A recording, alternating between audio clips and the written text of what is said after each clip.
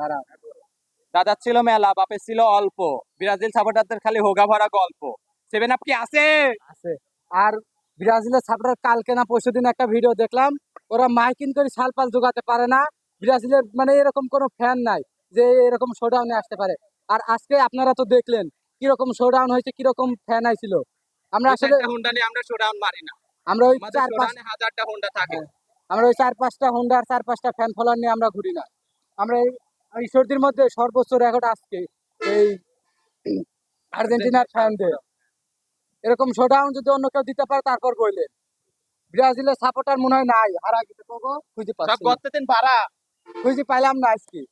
মনে হয় কোনো জায়গায় পলাইছিল না কি করেছিল গাড়াই মনে ঢোকে, নাই। সব গাড়াই, সব গাড়াই। এরকম বড় শোডাউন দেখে ওরে খোঁজ খবর নাই।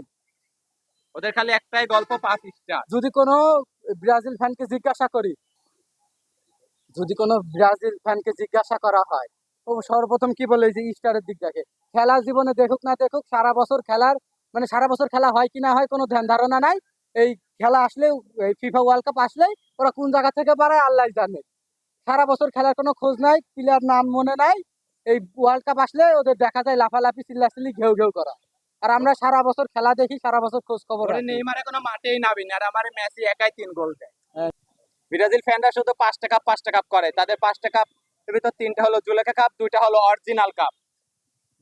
আমরা আমরা এই ফিফা 2022 একাই আছে কাপ নিতে দেখছি, আর ওরা জীবনে কাপ নিতে দেখে নাই।